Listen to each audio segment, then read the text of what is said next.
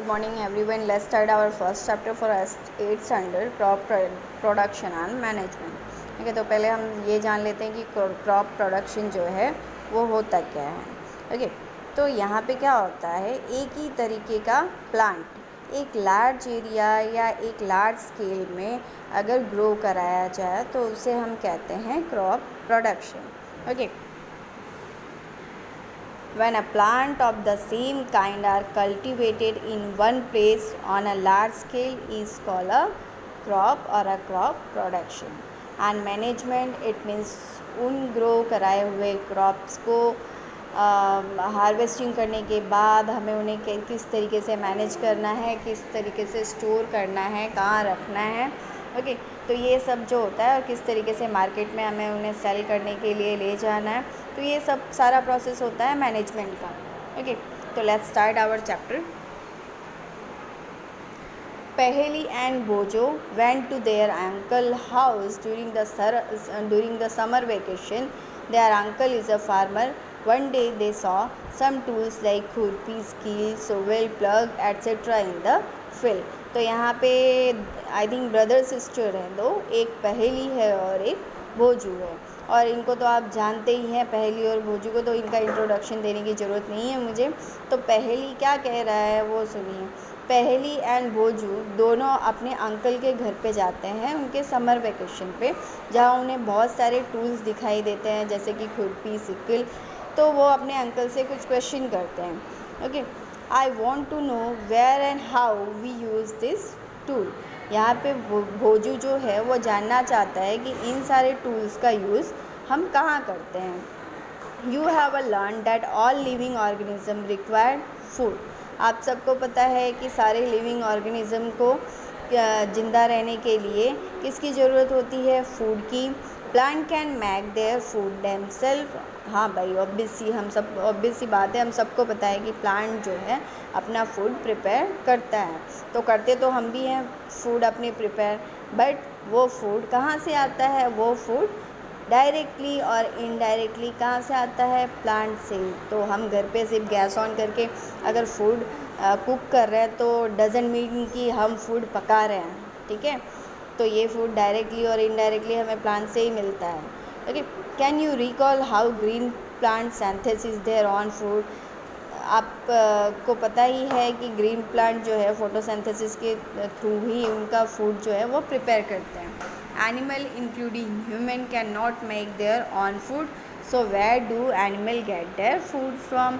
यहाँ पे जो एनिमल्स हैं या फिर ह्यूमन बीइंग ही है, वो अपना फूड खुद नहीं प्रिपेयर करते, या तो वो अपना फूड खुद नहीं प्रिपेयर करते, तो उन्हें फूड जो है वो कहाँ से मिलता है।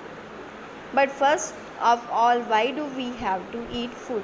बट पहले हम ये जान लेते हैं कि फूड हमें क्यों चाहिए। You already know that energy from that food is untills by organism for carry out their various body functions such as digestion, respiration and excretion. We get our food from a plant or animal or both.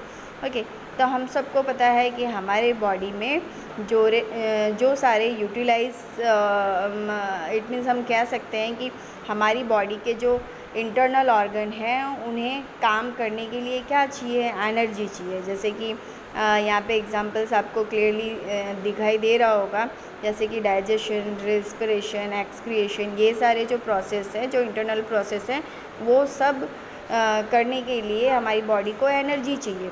और ये energy कहाँ से मिलती है, ये energy हमें food से मिलती है।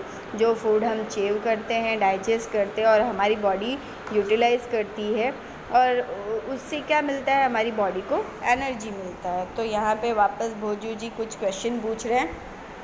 Since we all need a food, how can we provide food to a large number of people in our country.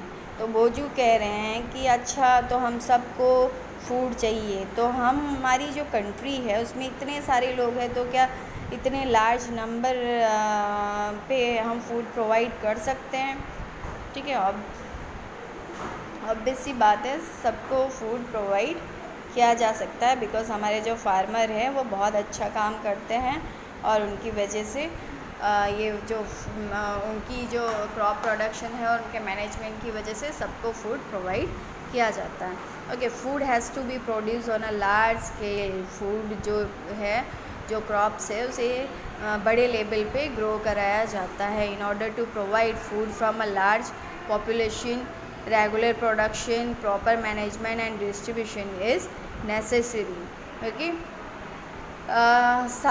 सभी लोगों तक पहुंचाने के लिए, फूड को सभी लोगों तक पहुंचाने के लिए हमें इन स्टेप को फॉलो करने पड़ते हैं। फर्स्ट इज़ रेगुलर प्रोडक्शन, यानी जो प्रोडक्शन है वो रुकना नहीं चाहिए फूड का, वो रेगुलरिटी जो है फूड प्रोडक्शन की वो चलती रहनी चाहिए। लाइक पेडी का अगर समर टाइम है तो समर के हिसाब से क्रॉप्स ग्रो कराते हैं, विंटर के हिसाब से, रेनी सीजन के हिसाब से, इस तरीके से खरीफ और अभी दोनों क्रॉप्स हम ग्रो कराते रहते हैं। तो ये रेगुलरिटी जो है वो चलती रहनी चाहिए।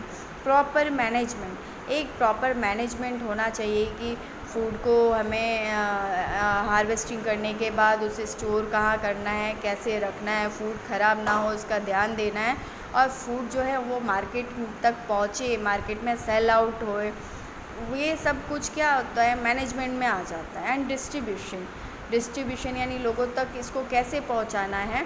तो ये सारे रूल्स रेगुलेशन जो हैं अगर हम फॉलो करें तो एक लार्ज पॉपुलेशन तक फूड पहुंचाना पॉसिबल हो सकता है। Okay, now this is our next topic, agriculture practice.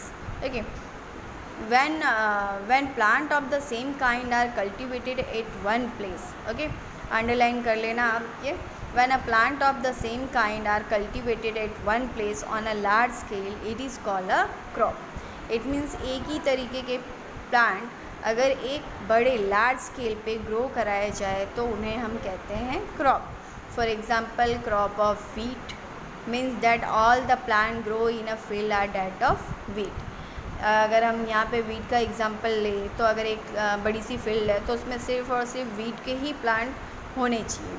You already know that a crop are of a different type like cereals, vegetables and fruit. हम सबको पता है कि क्रॉप्स अलग अलग तरीके के क्रॉप्स होते हैं, अलग अलग वेराइटी होती है इनकी। This can be classify on the basis of the season in which they grow. India is a vast country. The climate condition like temperature, humidity and rainfall vary from one region to another. Accordingly, there is a rich variety of crops grow in a different part of the country. Okay, तो India ही एक ऐसी country है जिसमें कई तरीके के आपको seasons देखने को मिलते हैं, लाइक समर, विंटर, रेनी। ओके, तो इसी हिसाब से यहाँ पे जो क्रॉप्स के वैरायटी होते हैं वो अलग अलग तरीके के होते हैं। Okay, despite this diversity two broad cropping pattern can be identify this are. तो इस सीज़न के हिसाब से हमारे जो क्रॉप्स हैं उनको हम आइडेंटिफाई करते हैं, वो इस तरीके से हैं। First is kharif crop and second is rabi crop. आपको डिफाइंस पूछा जा सकता है खरीफ और रबी क्रॉप्स का, so this is a important. First, kharif crop. Okay, the crops which are sown in the rainy season are called kharif crop. यानी वो क्रॉप्स जो रेनी सीजन में ग्रो कराए जाते हैं उन्हें हम कहते हैं kharif crop. Okay, the rainy season in India in generally from June to September. आप सबको पता है कि रेनी सीजन जून से सितंबर तक का होता है।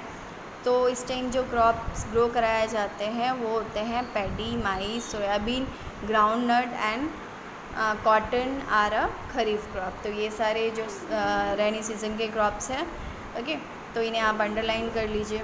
रबी crops, the crops grown in the winter season October to March are called a rabi crops. यानी जो क्रॉप्स विंटर सीजन में ग्रो कराए जाते हैं अक्टूबर टू मार्च के टाइम में, ओके, तो वो कहलाते हैं rabi crop. For example, wheat, gram, pea, mustard and linseed. Okay.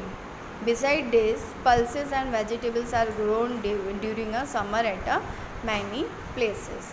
और इनके अलावा पल्सेस और वेजिटेबल्स भी ग्रो कराए जाते हैं इस टाइम ड्यूरेशन में। Okay, thank you. नेक्स्ट जो टॉपिक है वो हम नेक्स्ट लेक्चर में स्टार्ट करेंगे। Okay, thank you, bye bye.